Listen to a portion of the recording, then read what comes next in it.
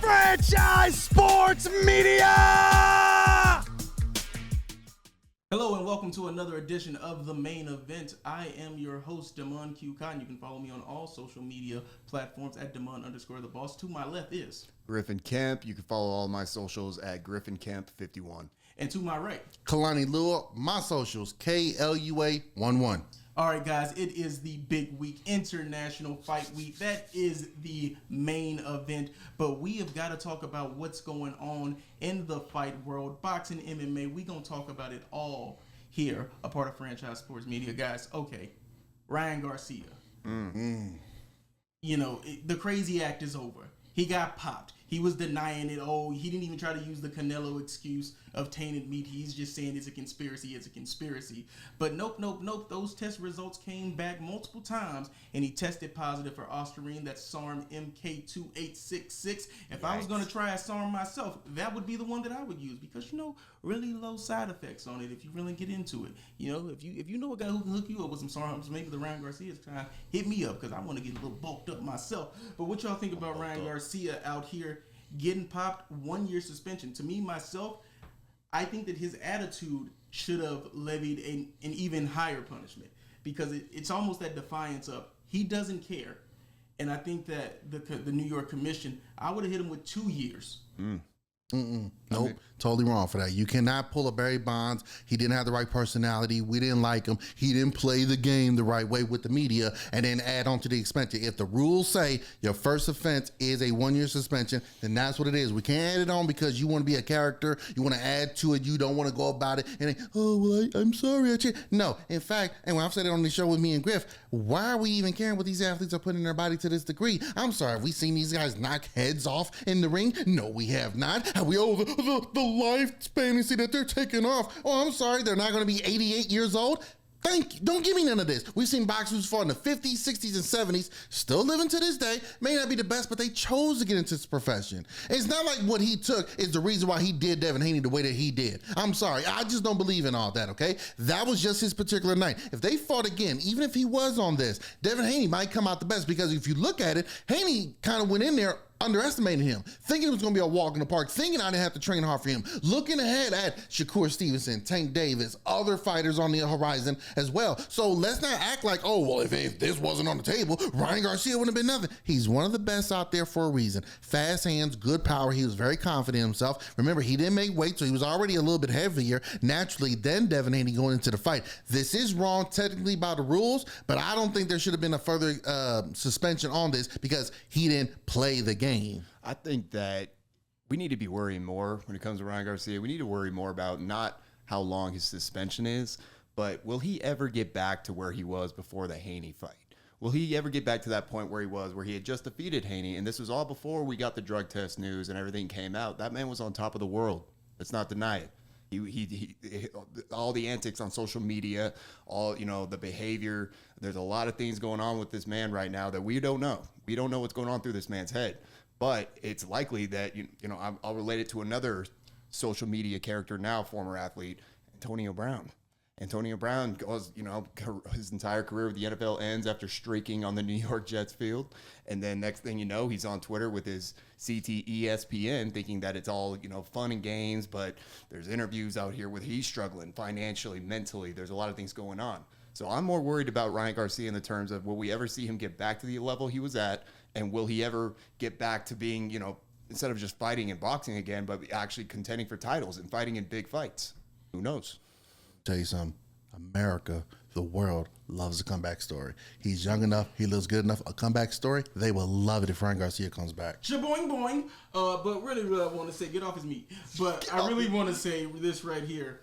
You talking about, oh, it doesn't matter what these athletes are putting in their bodies. They are punching each other. This isn't a bodybuilder because Ostarine, you know, it helps you grow muscle. These aren't bodybuilders. It's like, oh man, I'm natural, and he had a little extra some juice in his system, and that's why he looked better than me on stage. We are talking about people hitting each other, causing bodily harm. If you're going to say, well, it should just be legal across the board, well, yeah, let everybody have it and it be legal across the board. But you cannot sit here and tell me that it is okay for someone to be juiced up on a substance that we know is providing strength and adding muscle to your body. There is something that Ostarine is not, it is not legal. There is not a case where, oh, I took the wrong pre-workout and it had a little Ostarine in it. That is not how this works. It is not a legal substance. It is banned. It is only used for scientific purposes. Bruh, so I do not want to hear like, oh, America loves a comeback story. And Griffin, to your point about, oh, Antonio Brown, I am done with the mental health conversation. There was a video of him that went viral just yesterday, I want to say. Don't mean to date the show, but it's him playing poker, and he's just playing poker. He's doing like DX suck it chops. You can tell that Jimmy Butler is like, dude, sit down, bro. We just trying to play the game. So for me, yeah, could there be some problems? But that is on him to get help. For me, I'm not saying that it is just an act for attention. I'm not saying that this is a cry for help. But at a certain point, when it comes to a year's suspension for you using a banned substance, I don't want to hear about the mental health. The devil didn't make you juice, okay? The devil didn't make you do it. Wah, wah, right here, small as violin. You said don't tell you about people putting stuff in their body and it gives them advantage. Okay, maybe you're a little young, a little wet behind the ears right now, so let me educate you a little bit. Do you remember Pride FC during the 2000s? Every fighter from there has literally said on the contract, we will not test for steroids. And those guys was juiced to the gills. I'm sorry, how many of those fights ended with somebody dying? I'll wait. How many of those fights that ended with somebody getting seriously injured outside of a broken arm, which naturally comes from any fight anyways, or a dislocated shoulder? Those guys weren't sitting there getting faces rearranged. I got to get plastic surgery because this guy was on. Hell, when the UFC was allowing guys on TRT to do it, nobody was getting seriously injured. Michael Bisping suffered an eye injury. Injuries happen in there. Guess what? We got several fighters in here who got broken legs from guys who are natural. So when you say don't tell you that, there's been a steady show of history in boxing and in MMA that guys who use steroids do not have that much of an advantage over their opponents, as they have also lost. They're not all undefeated, and it's also shown they're not killing anybody. It's not about killing anybody. No one's saying if you juice a little bit, you're going to kill someone. Let's take a look. You mentioned the UFC. Yeah. Vitor Belfort. Yep. Let's look at his record after USADA was introduced in the UFC. Let me pull something up right here. Let's just pull that fight. And look at it before but USADA got in there too. He wasn't undefeated. He was not undefeated, but you could tell that he was juiced to the gills. The man had traps up to his neck. And so what? Once he lost that big muscle mass, once he was not looking like an athletic freak, you could see that he lost a step. And that also with age. No, that doesn't happen? Kalani. So he was 27 the whole time. What about post-career? Okay. What about post-career? I don't care about no side effects. I don't care if you die when you're 50. Hey man, do what you're gonna do with your body. You know, like I said, if you could get me on the juice, if you could give me the right stuff, I'd take it myself. But here's the point that I'm making. Go ahead. Okay, let's say you're a big fella. Let's say if you were in a hot dog eating competition, and someone took something that says, I don't get hungry as fast. Mm-hmm. That's cheating, right? It's about cheating. You are cheating the game. If you ain't cheating, you ain't trying to win. If you're not cheating, you're not trying to win. Bill Belichick, shout out. Okay. No, is that an effect? In every single, we just had a baseball player recently get caught on the mound and got suspended because he had something on his glove. Everyone tries to look for an advantage to cheat. But yes, please, let's play the moral police card here. It's not about moral police. You cannot.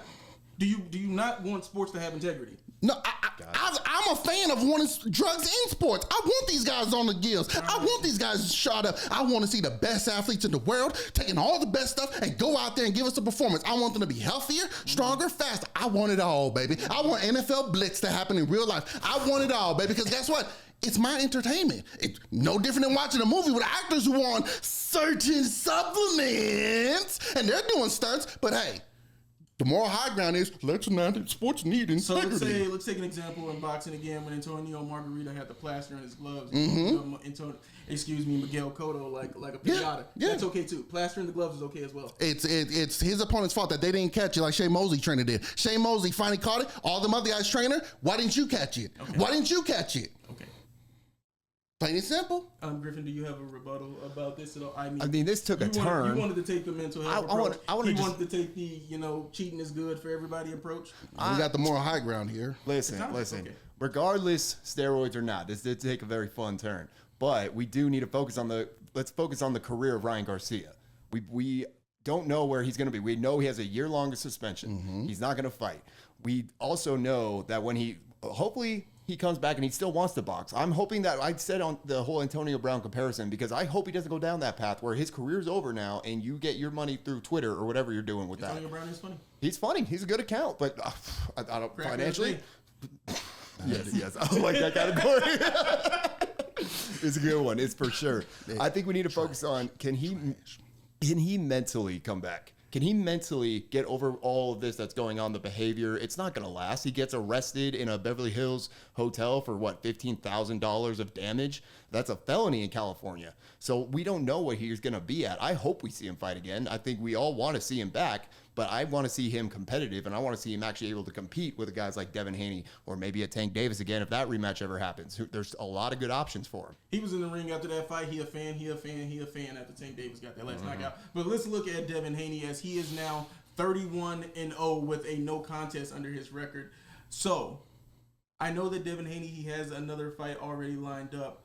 But when it comes to those big fights, what do you want to see next? I mean, I think there was the clip of Eddie Hearn saying that no one wanted to see Devin Haney's next fight, and that's the problem with being a free agent because there are not big buys in a Devin Haney fight. So to me, I think that it's time for Tank to go ahead and move up to 140.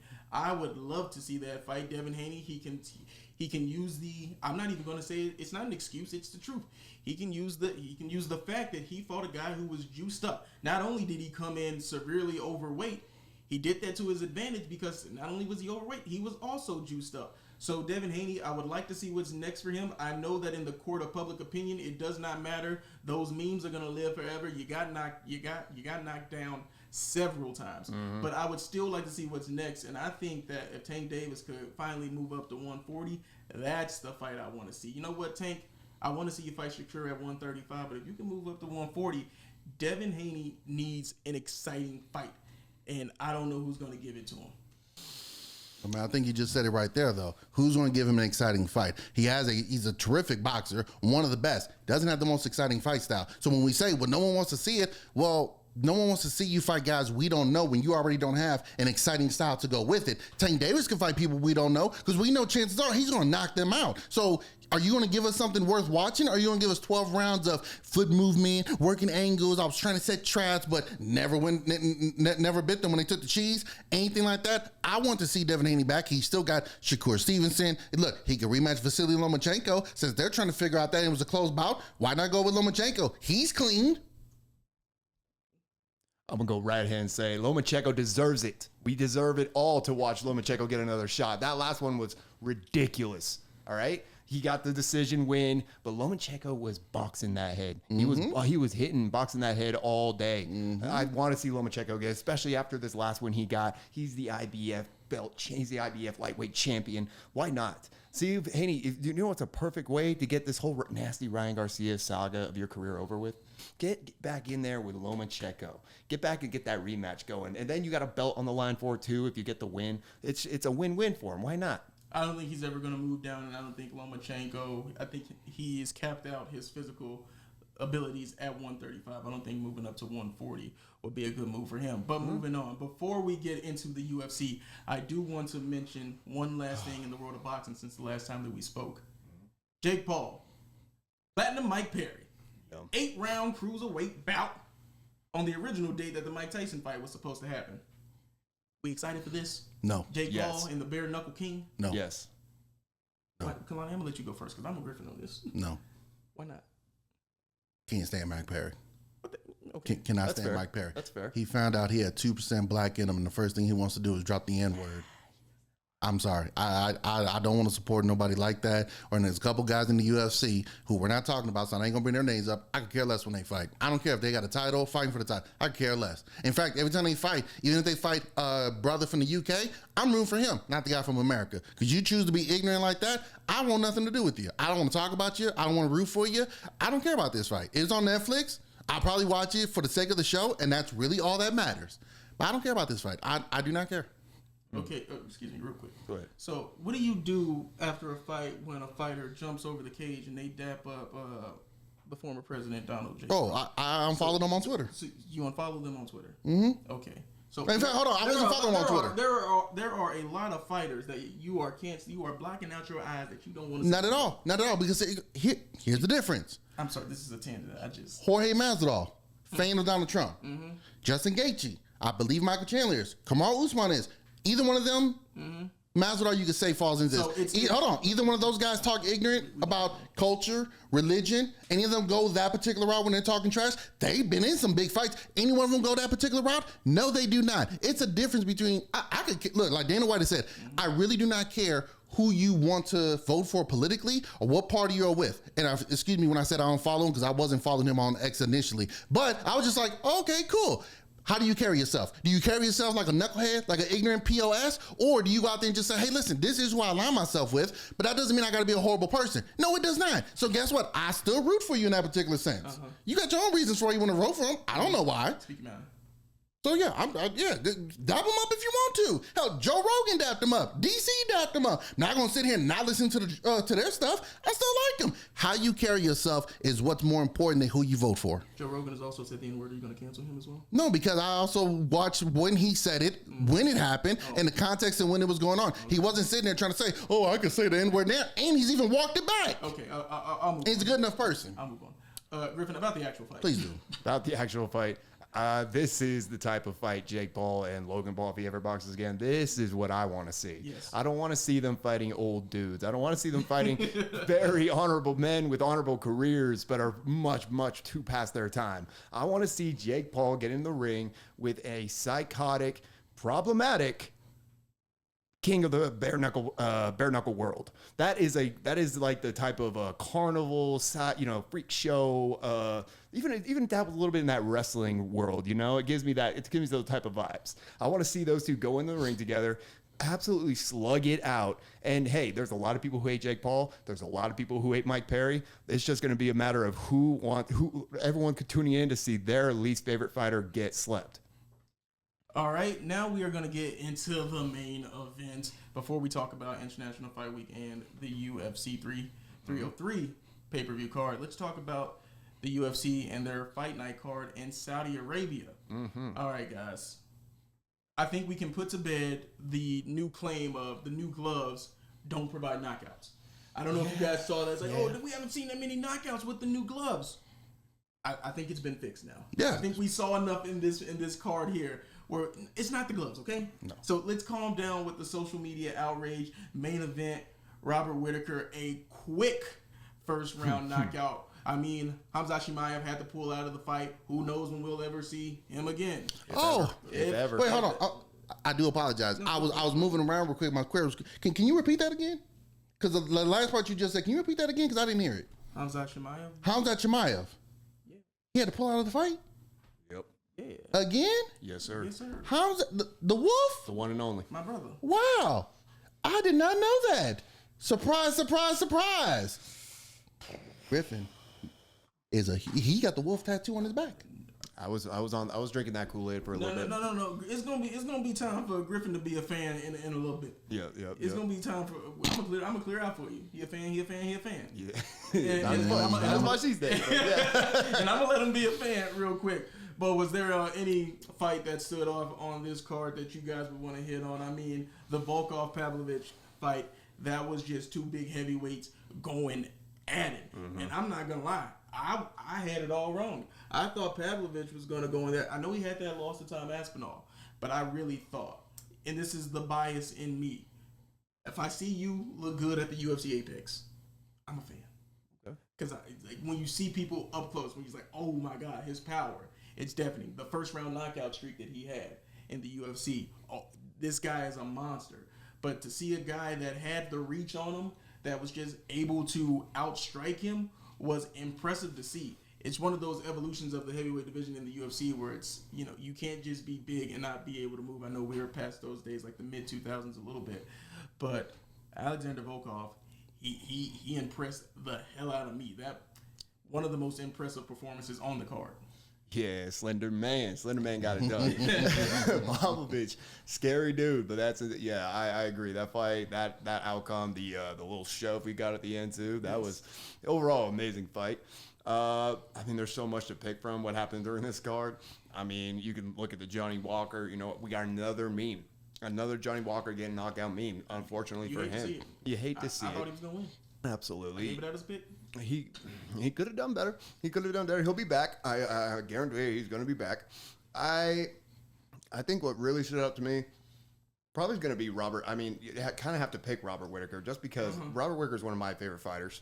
He's somebody who, it's honestly, purely, obviously, he's a great fighter. That personality is amazing. Yes. He's got that Australian nice guy. Alex Volkanovski's got the same thing. Yes. They're such good characters on the mic. They're never nasty in the media. They're never going at people in that certain way. They're nice family men. Nice family man. Dude, but wholesome. But at the same time, he's out here taking skulls. He's out here busting heads. It's a beautiful thing to see him make this comeback. And I think that this win, it proves nothing else but that he is definitely worthy of another title shot.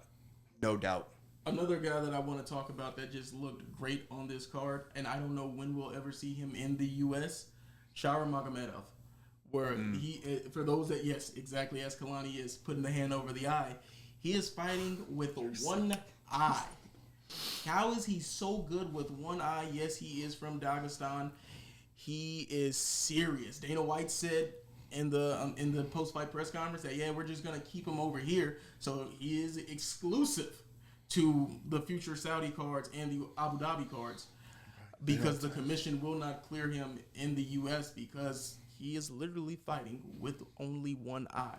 But if he is that damn good with one eye, I would hate to see him with two. Oof. So U.S. commissions, relax. Let that brother over here. Let that man fight. We got Bisping. Bisping did it, and he did pretty well, I would say. It is a bit weird that you can fight other places in the world, but you can't fight here in the States under the same. I mean, I understand that they got different rules on that, but it's just weird. It's like, wait, he can fight overseas, but can't fight over here. Who I liked on this card, Volkan Ozdemir. I love seeing him out there, former title contender, one of the top light heavyweights at the time. Unfortunately, there was a guy named John Jones and Daniel Cormier in the way. I mean, it is what it is in that particular aspect. He suffered an injury, the COVID, all that going on. But to me, I felt, look, you said a Johnny Walker meme. It was one of those where he had to remind people, hey, I'm here. Don't all these other names coming around. That's fine. Kudos to them. I'm here. I'm back. I'm about to start climbing this ladder again.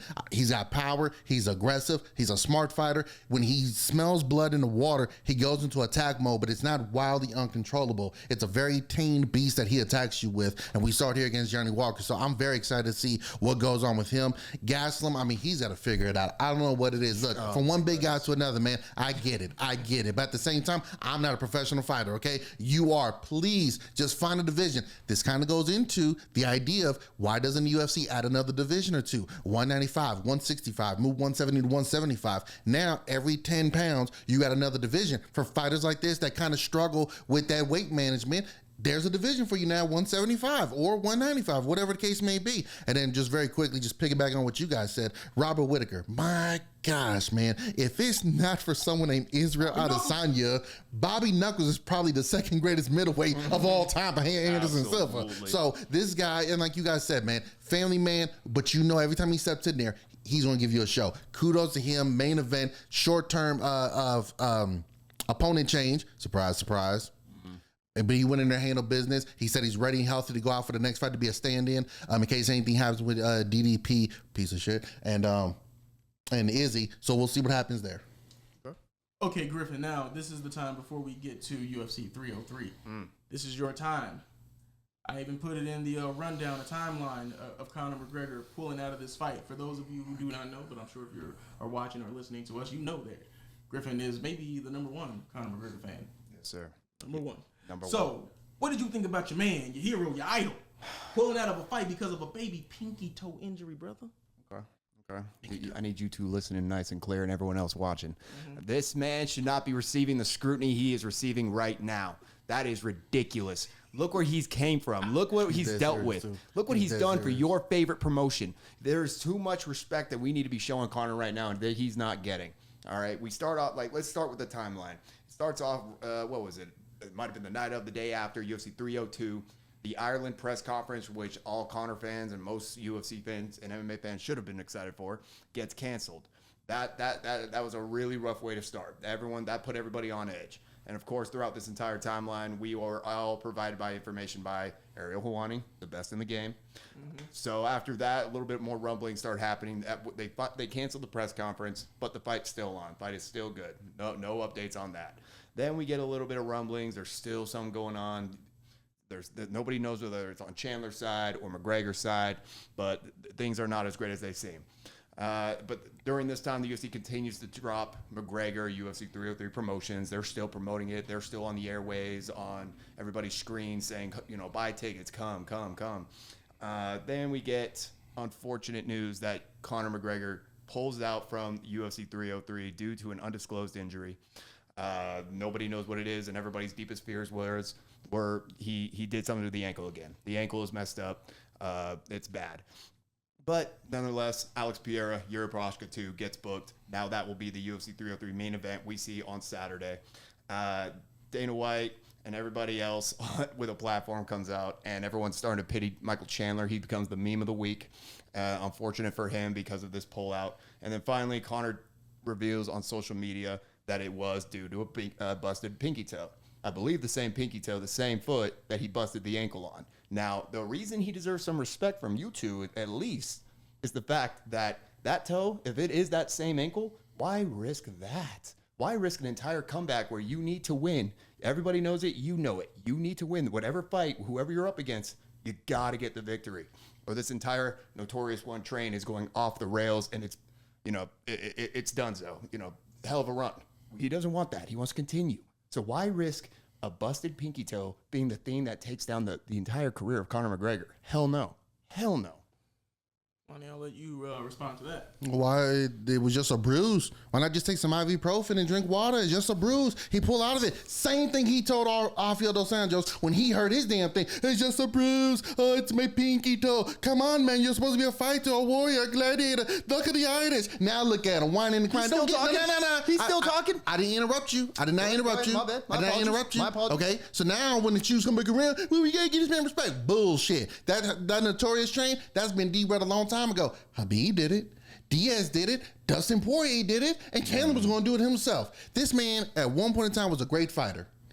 But it's hard to wake up and run 5. It's hard to run 5 miles when you're waking up in silk sheets. Kudos to him. I'm not hating on his success.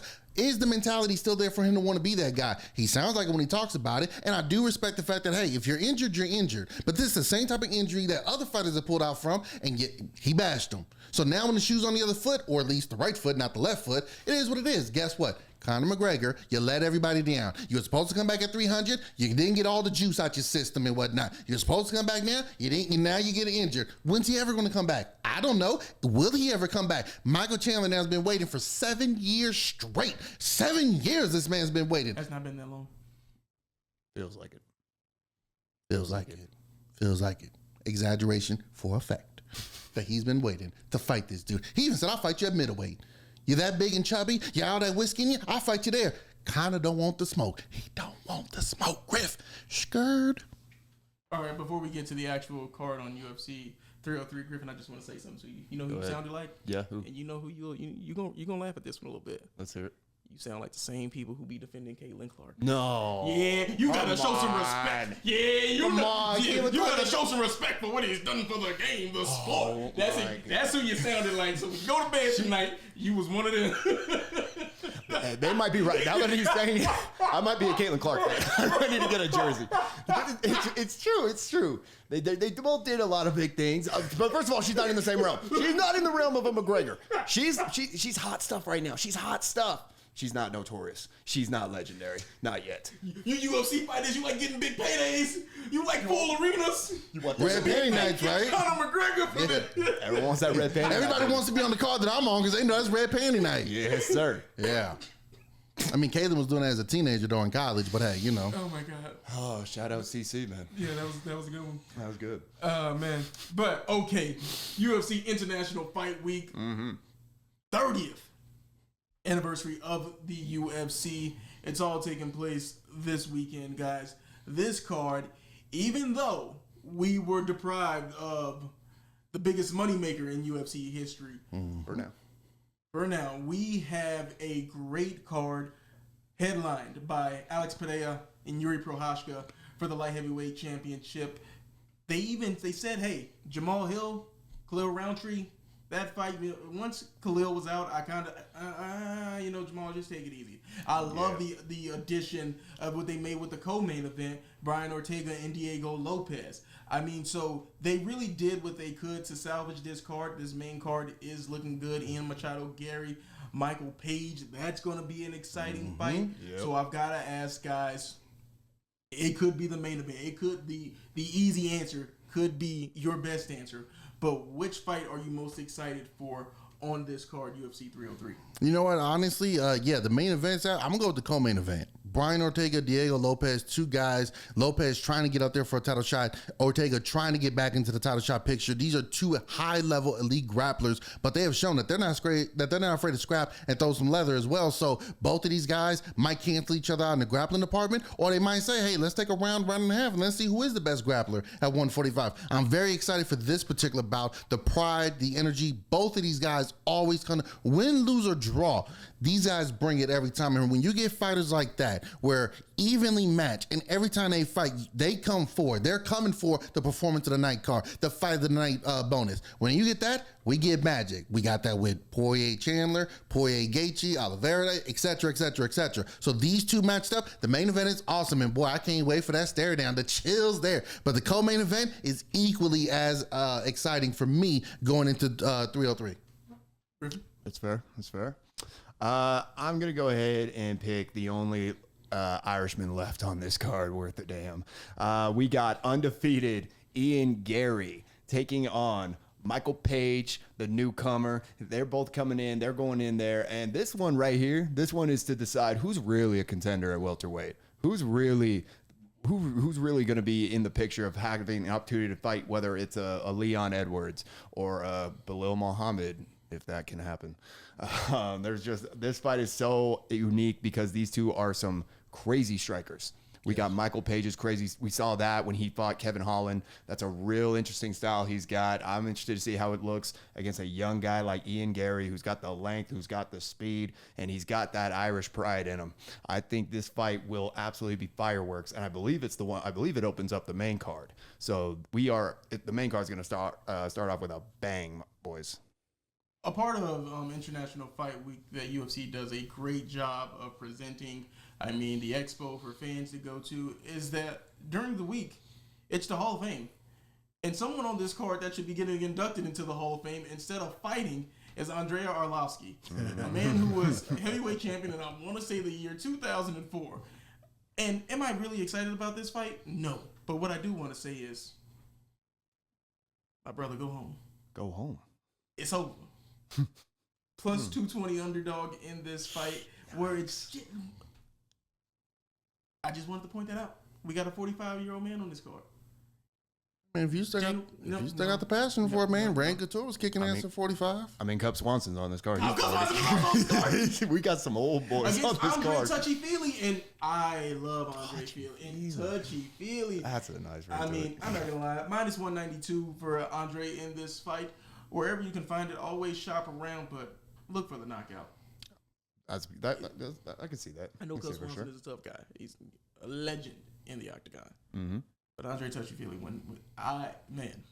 love that guy. Pretty good. I don't have high hopes for Cub Swanson. I hope for the best. I always hope with a fight like this with older guys going in there, we see like a Robbie Lawler type performance where he was paired up. Forget the card's name. I think it was actually might have been Diaz and Ferguson, if I'm correct. But he's just an old vet going out there like a Glover Teixeira too. They just go out, they put on a hell of a performance. They shock the world. Those ones are always the fights that stand out a lot when they have him on these cards. He's 4-2 in his last 6. Cub Swanson we're talking about here. So it's not like he's been on a 3-fight losing streak just getting done. He's 4-2. Granted, he's never going to get back to the elite level that he once was in his career of being in title contention. But this ain't going to be no easy walk in the park for Andre Feely here. Andre, I love you so, but it's not going to be an easy walk in the park for him right here. Cub Swanson's a proven vet, and he's still showing he got some thread on the tires here. Will he be able to come out victorious? Possibly. I think he could possibly get a TKO on Feely because these guys definitely love to scrap and throw it down. For Andre Arlovski, Like, look, for any fighter, and maybe it doesn't have to be in the UFC. Maybe it doesn't. But I always feel like how in Rocky 6, hey, man, if you feel like you got something left in the tank, you feel like you got something left in the basement, get it out your system. Because once you're done, like Kobe Bryant, late great, when he was doing basketball, he said, hey, I gave it everything I had. I have no regrets, and I have no desire to come out of retirement. How many fighters walk away, and you know, as being a wrestling fan, walk away thinking, okay, it's my time. I'm this age. I've done it this long. Then they come back 1-2 years later thinking, okay, I'm lighter, did training faster, stronger than ever. And then they get mollywopped by some 24-year-old. Look, whether he goes to another promotion or not, hey, man, if you can still go out there and do it and pass your medical, go for it. Fight as long as you physically can and pass your test until you feel like you are done. I don't want to see you try to come back 5 years later talking about, oh, man, I still got one more in me. Get out your system now. Then carry on with the next chapter of your life. Real quick, you've said a lot of things on this show today that have made me shake my head. Okay. But for you to invoke Rocky 6? What's wrong Rocky with that? The worst Rocky movie in the Rocky whole 5 was that? Anywho. Bro, They shouldn't have even made it. But anywho. It's a great finish to the story. I mean, it had a lot of great messages in there. That speech he gave to his son still lives on to this day in video games. I will say that speech is iconic. Come on now. The whole movie, throw it away. Keep the speech, though. This is what happens when you're 20 years old, man, and you ain't allowed to buy but beer at the alcohol yet. What are you talking about? It was in Call of Duty. For what are you talking about? What are you talking about here? For who? What, a bunch of 60-year-olds? No, that is a hard-ass speech that still to this day is used for motivation. TikTok, Instagram, X, Facebook, all that. But, you know, hey, my bad. Okay. The main event. Alex Pereira, Yuri Prochazka, a rematch for the light heavyweight title of the world in the UFC 205. I'm excited for this one. I want to get you guys' official picks on the main event. Okay. Am I going first on this one? Yeah, I looked at you. All right, let's do it. I had a lot of high hopes when these two last fought for Yuri Prochazka. I thought Yuri was going to derail this tsunami of Alex Pereira taking over the UFC. Did not happen. Was initially pretty angry at the result. Thought that Yuri, got robbed a little bit. Looking back on it and hearing him in interviews since then, he did admit he did get slept in that moment by Pereira. It was a clean KO finish.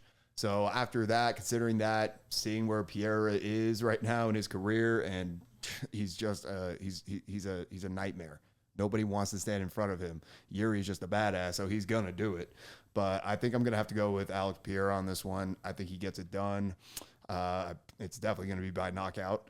And who knows? It's going to open up even more doors that this man is going to be able to walk through and continue to make history for the UFC. For future plans, I want Alex Pereira because I want Pereira Jones down the line. That's the fight that I want. But I think Yuri Prochazka comes in and takes this. I think he looks at that first fight and realizes his mistakes. Hey, I had this dude, and as great as Pereira has been, there's been times where he can get dapped up in fights. He's not invincible, so he can get dapped up. I think Yuri is still going to be aggressive, still going to stand in front of him, but there's going to be times he's going to be a little bit more cautious and trying to be overly aggressive and try to say, okay, let me line him up a little bit. We might even see what Izzy did. 1-2, overhand right coming in because he's susceptible to that. So I like Yuri in this particular one. Pereira, especially having to cut down so much. He's a big guy, but having to cut down so much in a short period of time, maybe that affects him just a tad. Again, I love Pereira, the entrance, the bow and arrow, his fight style. I really do love him, and I want to see him, John Jones, somewhere down the line before Jones walks away. But I think in this particular instance, with the situation and the circumstances, I think Yuri ties it up at 1-1. I am definitely taking Alex Pereira in this fight. I think it's going to be more of the same of what we saw in the first fight. You see in a fighter like Yuri Prochazka, we saw it even in his last win on the UFC 300 card, if I'm not mistaken. That was his last fight there, where he does not do a good job of defending the leg kicks. In that fight in UFC 300, you saw a guy who it looked like he was on his last leg against Radic, where it looked bad for him for a moment, where it's like, oh man, but he pulled the rabbit out of the hat. Mm-hmm. I mean, he's still got the hands like that. But to me, once Alex Pereira starts chopping down that leg, you're not going to be able to catch him. And I think he's going to be able to put him down the same way he did in that first fight. It's not a matter of if he can. It's going to be when he does it, in my opinion, because he is the scariest striker, I'm willing to say it, in UFC history, in my eyes. And I'm not saying maybe not the most skilled, but when I say the fear that this man puts in his opponents, where it's, that whether it be with his hands or his feet, that he can end it. We saw this man move up from 185 to 205, and he has done it in stride. You're talking about that you want to see him take on the GOAT of the UFC, John Jones, because he can do that. He won his last fight, and he said, hey, he does want to move up the heavyweight after the knockout against Jamal Hill. So I think it's very valid to say that he is the scariest striker. I mean, obviously, it could be a good debate. I mean, that's what we're here to do. No, absolutely. Not looking at you like that was crazy. I was just like, that's okay. Yeah, so I'm excited to see this fight, International Fight Week. It's going to be a good one, but Alex Pereira, by knockout again, is something that I'm looking for, guys. I know, like I say this all the time, we're not experts. Don't take these picks to the bank. But is there anything on this card that you're looking at, or maybe even a couple of fights that you're looking, if you're going to put maybe a ticket together, that these are the fights that I like? Yeah, I'd say starting right off the bat, looking at these odds, I'm taking T-City. I'm taking Brian Ortega. He is a plus 120 against a Diego Lopez. Diego is had a fast start. He does look good. He also fought on that UFC 300 card. He's definitely a worthy contender at featherweight, ranked right now number 14 in the welterweight division, whereas Brian Ortega is number 3. But we saw what Brian Ortega did to Yair Rodriguez. No, we saw it. The man's back. The man is back. He did that with the ex-girlfriend in the crowd. What's her name? You know what I'm talking about. You know what I'm talking about. He also did that after rolling the ankle during the warm-up. That was the part where I was driving home during the fight, and I thought maybe like it was going to be an early stoppage because I'm looking on Twitter, and it's like, oh, his ankle, what did he do? And then when I finally get in to watch the fight, I'm like, oh, no, this brother's looking fine. He weathered through that first round, and it was like, oh, no, he's right as rain. That was ridiculous. All right, and Tracy Cortez, all right, yes, finest fighter in the UFC. We're saying it right here now. Nobody debating it. You know you're not gonna win. He did that. He dated her. Whatever happened, they break up, and he has the ankle roll. The man who has that kind of performance, like every man's dream, that man you don't bet against. I'm putting him on the parlay. They have the disrespect to make him the underdog. Bet. Who look good in the UFC? Tracy Cortez. Not familiar? Get familiar. Is she? I guess with Amanda Nunez retired, she could take that mantle for now, I guess. But yeah, the Lioness, baby. She's the best fighter. She's the better fighter. But the Lioness. Lioness. Pick your fight if you have. Go ahead.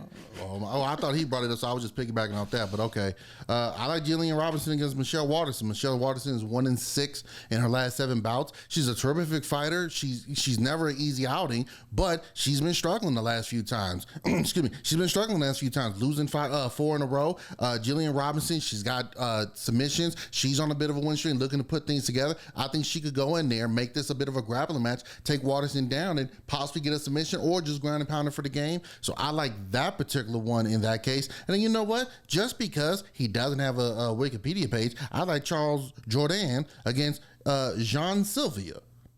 John Sylvia might prove me wrong, but he doesn't have a Wikipedia page. I don't have a lot of confidence in him in that particular sense. Because he does not have a Wikipedia page. That's the... Okay. Well, I mean, I've heard other people say the same thing about fighters on different shows as well. So, I don't want to say that. Look, we're not experts. We're just picking, right? That's my reasoning behind it. Man is 12-2 though. This guy. No. He does not have a Wikipedia page. Yeah. He does not have somebody. And he's taking on somebody with 8 knockouts and 5 submissions with 15 wins. So, it's not crazy, guys. I mean, we're just making picks, right? Okay. Yeah, sure. Okay. And minus 265. Joe Pyfer, this is one of those rising stars in the UFC middleweight division. He is the last fight on the prelims, the last fight that you're going to get to see. And I know that you're like, minus 265. Can I get a little bit more juice on that? I would say Joe Pyfer, decision. That's what I would like there. So shop around. I don't know. I don't have the odds right here in front of me. But minus 265, if that's not enough juice for you, if you're not going to be reckless and try to parlay, 3 or 4 fights on the card and hope that everyone hits. I mean, Griffin, me too. I'm right there with you. I'm right there with you, buddy. I might put about 2 or 3 of them in, and who knows what's going to happen. But Joe Pyfer, I do like him on this card. Ian Machado, Gary, and Michael Page. If the over-under on that fight, when it comes to rounds, I would look towards that. If it's 1.5 or 2.5, because I do think that that's a fight that's going to go to decision. I know that in the build up to it, we're like, 2 very talented strikers, but I think we saw in Michael Page's first fight inside the octagon against Kevin Holland, his UFC debut, excuse me. But it was just a very point style of fighting. Yeah. And we see that Ian Gary is not, he's not going to press the issue when it comes to taking him down. So I do think it might just be a good stand-up point fight in the UFC, one where you know that both guys respect each other's striking ability, but at the end of the day, it goes to a decision because neither fighter is able to land that penetrating blow or that knockout shot that we would all be looking for guys that do have some highlights under their belt. And as I said before, Alex Pereira by knockout. Nice, solid. I like it. I think we just made some people some money, boys. I hope I make myself some money. I hope so as well. I will also be doing that. Closing notes before we get out of here. You guys got anything else to add in this world of combat sports? There's so much to talk about each and every week. I know we could go on for maybe even another hour, but any closing thoughts? We saw Connor out here pimp walking. That pinky is obviously sore, but he was there at Bare Knuckle. Bare Knuckle's doing well. Company is thriving. We are actually not we, but really kind of we. Really kind of we. The check is on the way. Yeah. It's doing well, and we actually have a fight with a Paul brother coming up soon. So Still saying we. Things are looking bright for Bare Knuckle. Yo, Mike Perry, shout out. I mean, get that money. He paid more than some UFC fighters, so he's doing something right. Yeah. Again, I'm just excited for this particular card and just the fights that are coming up. We got some things coming up over the summer, both in the world of MMA and in the world of boxing. Some very good matchups here, like we were talking about in past ones, but then looking forward to what's going to happen in the future. Fights that we're trying to line up and get together. I'm very excited for that. So overall, I'm just happy that we're entering that time of the year where it's going to start being back to back to back to back. Summertime, it's a big time for combat sports. No NBA, no NFL. Perfect time to go out there and shine and showcase some of your best fighters. We got some big cards coming up here. Can't wait to get on the show and talk about it with you guys. All right, Kalani, tell everybody where they can find you out on social. KLUA11 on all social media. Griffin. Griffin Camp 51, all socials.